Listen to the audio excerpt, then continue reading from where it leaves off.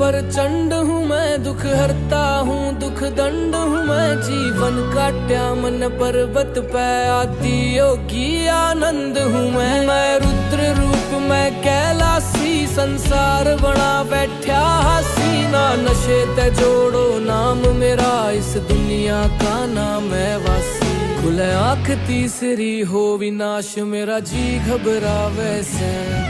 मैं भोला तांडव करया करूं, जग छोआ जावे से। मैं राख घोड़ के पिया